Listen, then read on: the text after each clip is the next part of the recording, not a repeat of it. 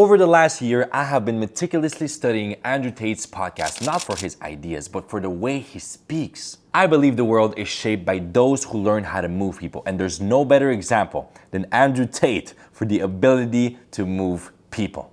I wanted to find out what makes him so influential, what makes him so articulate, and what makes him so magnetic so that when he speaks, people listen and people follow. So what I did is I got 5 things right here written down, and I promise I saved the best one for last. So stay with me. You are about to change your life, because these habits are what allowed me to go from literally being bullied my whole childhood. I had to change schools 4 times. I was diagnosed with social anxiety. I was terrified of people. I was terrified of speaking in front of people. Next thing you know, today I get to be paid to speak on stages.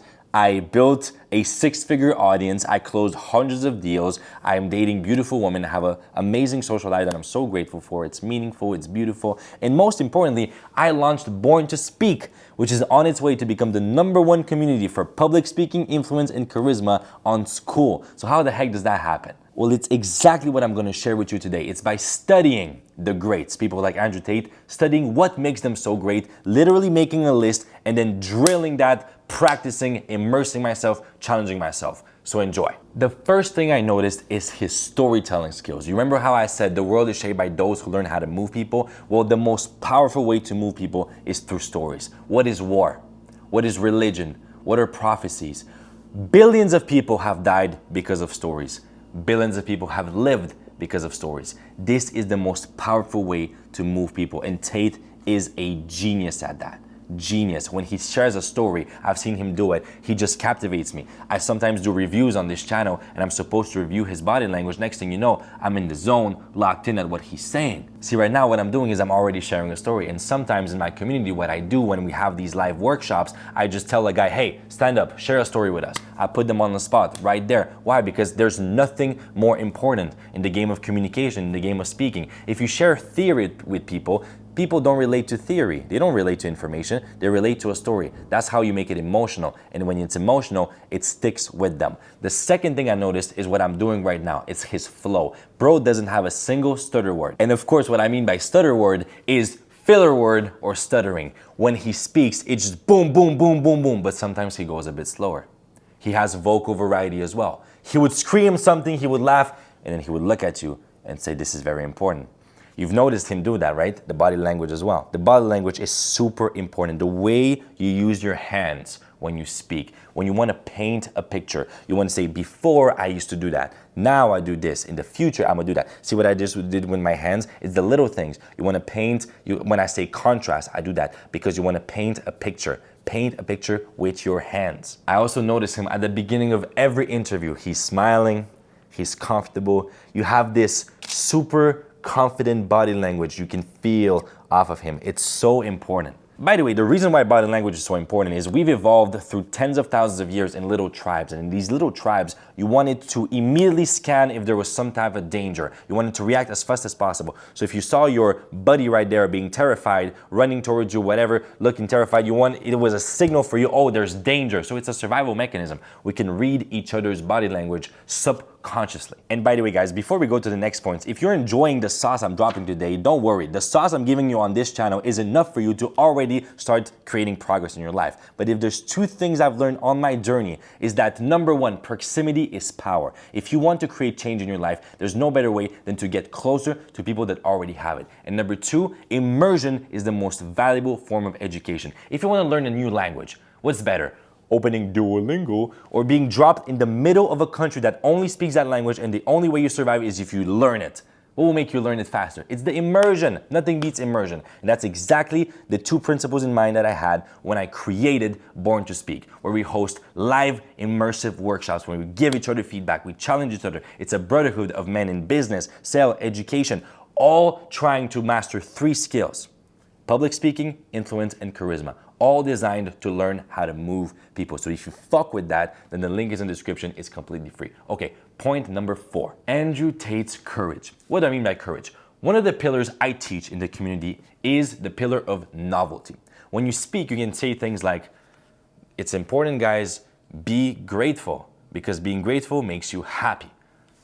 That's an important idea, but we've heard it 1,000 times. It's boring. So novelty, the quality of the ideas you share. Is it captivating? Is it valuable? Is it new?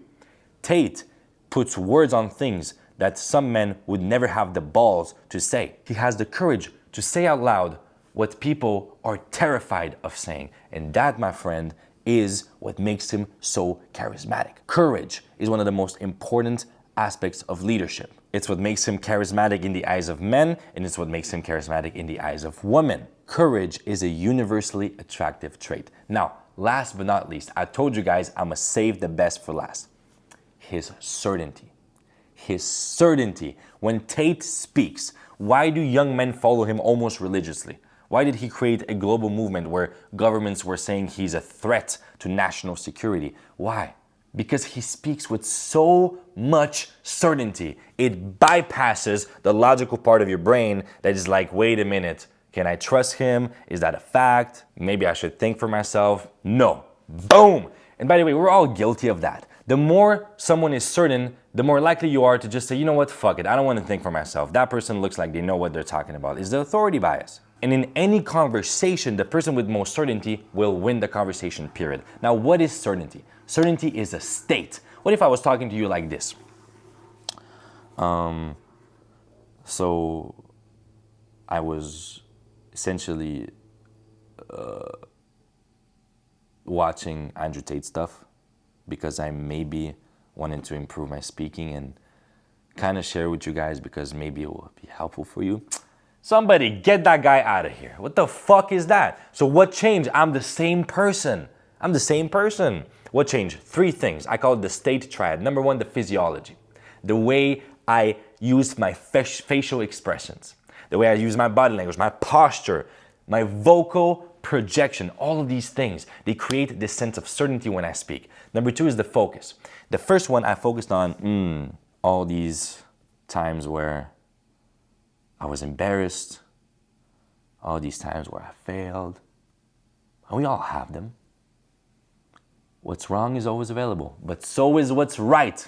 What about all the transformation I went through? What about the hundreds of success stories I have? What about the community I'm building? So what I focus on will completely determine my state. And last but not least, that's the most important one, language. We talked about storytelling. That was the first point. Well, that's a full circle moment. The language, the beliefs that you have. Who do you believe you are? What do you believe the world is? How do you express yourself? What type of language do you use? Do you speak in affirmations or do you speak in maybe?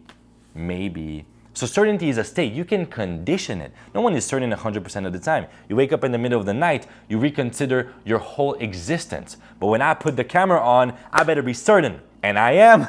The best way to be certain is actually create enough proof so that you don't need to fake it. But until you're there, guess what? You can fake it till you make it. Yep, I said it. Why? Because when I was still diagnosed with social anxiety, the language, by the way, what will happen if I had believed that language? Instead of believing that language, what I did is I had this whiteboard in my room and I would start reading self-improvement books. The first self-improvement books I was reading. And my favorite things I was learning in every chapter, boom, I started writing them on the whiteboard. And then I was teaching them. Teaching them to who? To no one. To ghosts in my room. But I would raise my hand, interact with them, make jokes, ask questions. If you would look at me from the side, you would think that guy's crazy. The fuck is that guy doing? Well, you know what I was doing? I was faking it till I make it. So that when I actually had my first speaking gig, all of a sudden, people were saying, oh, he's a natural. Sure, I'm a natural after years of practicing. So fake it till you make it, until you build enough proof so that you naturally have that state of certainty. Awesome. Guys, if you want me to challenge you, to give you personal feedback on your speaking content, to bring you up on live workshops, to do improv, to meet other guys that are building the same skill, then you can join the free community down there. Otherwise, I'm dropping sauce every single day here on YouTube. I'll see you here very soon. I love you. Mwah. Peace.